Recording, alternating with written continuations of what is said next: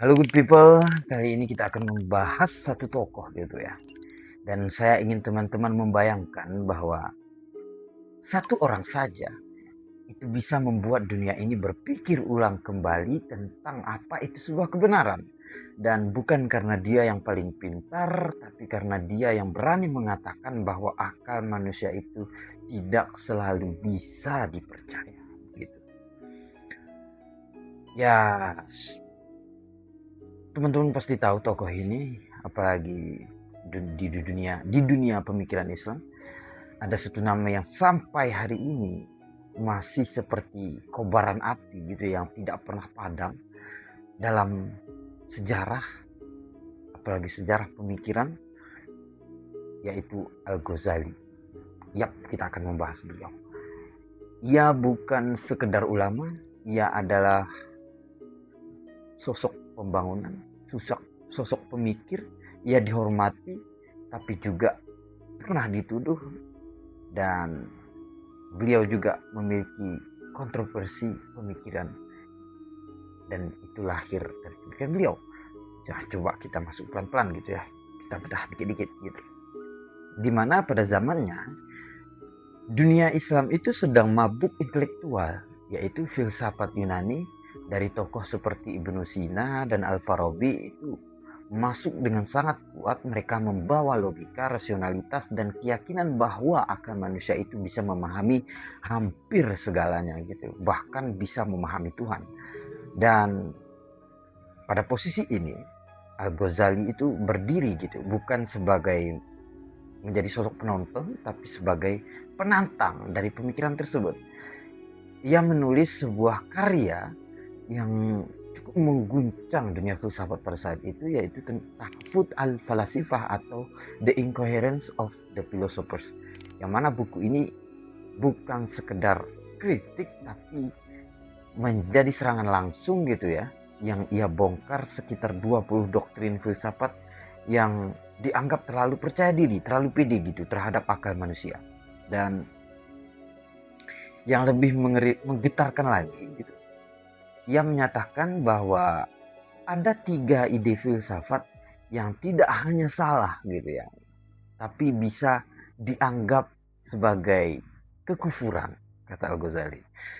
Yang mana yang pertama yaitu bahwa alam semesta itu kekal, tidak punya awal. Itu yang pertama. Yang kedua, bahwa Tuhan hanya tahu hal-hal umum, bukan detail kecil kehidupan.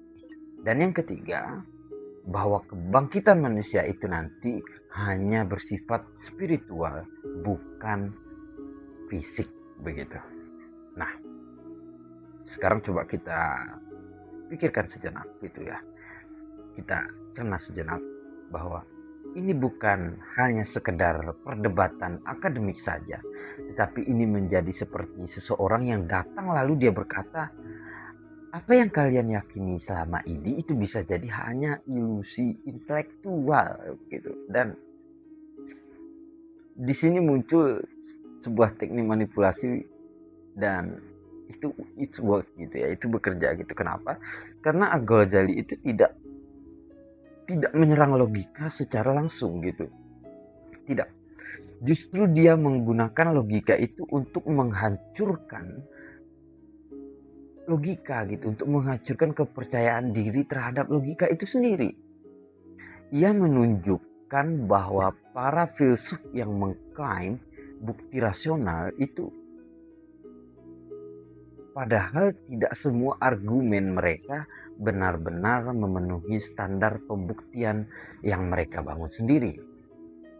Jadi ini menjadi sebuah kayak permainan catur tingkat tinggi gitu ya, yang dia dimana dia tidak menjatuhkan bidak, tetapi dia menggoyangkan papannya. Ia tidak hanya berkata akal itu salah, tetapi dia seperti bilang akal itu terbatas dan kamu terlalu percaya diri, kamu terlalu pede untuk itu gitu. Dan yang mana yang kita tahu, manusia itu selalu mudah dipengaruhi ketika keyakinannya digoyang dari dalam begitu.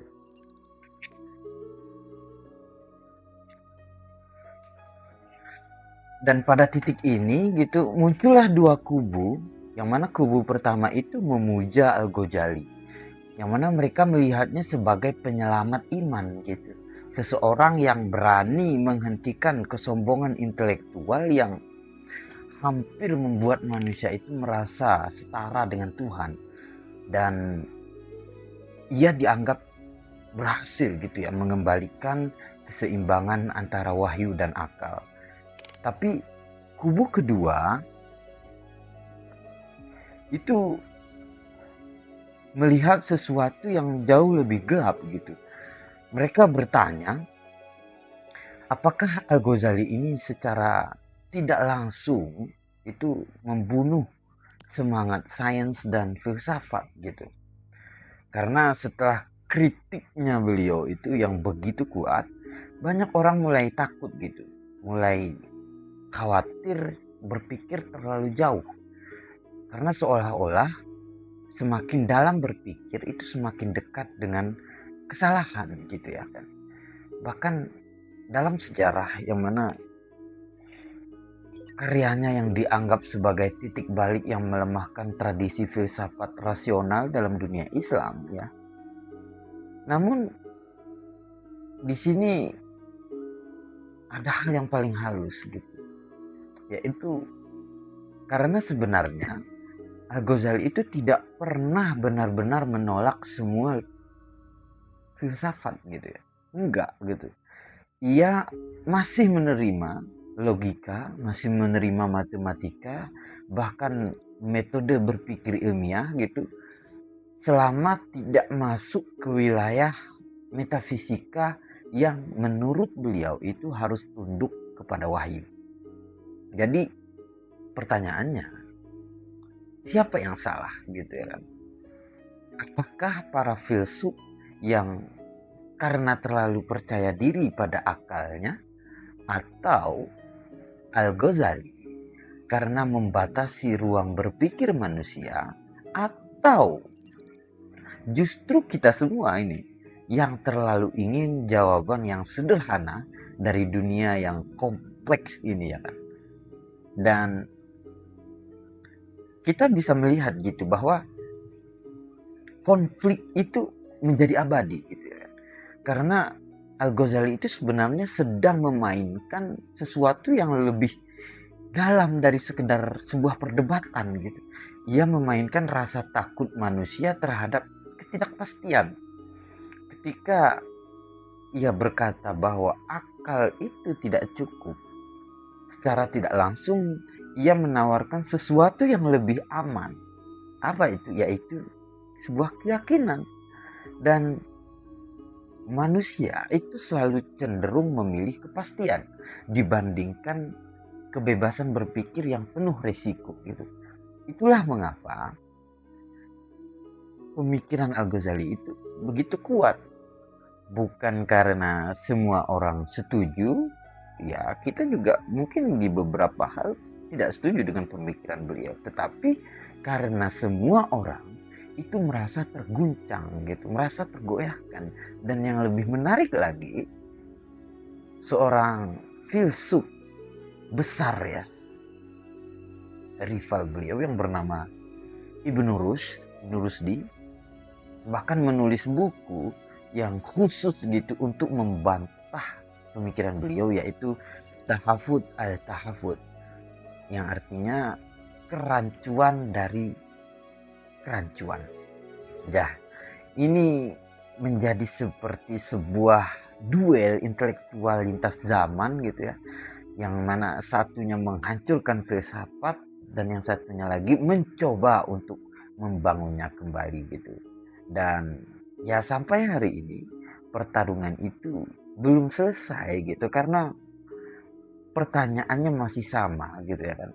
Seberapa jauh kita boleh percaya pada akal kita sendiri, dan mungkin tanpa kita sadari setiap kali kita merasa paling benar, disitulah bayangan Al-Ghazali itu sedang tersenyum gitu ya. Beliau bahagia mengingatkan bahwa bahkan pikiran kita sendiri itu bisa menipu kita gitu.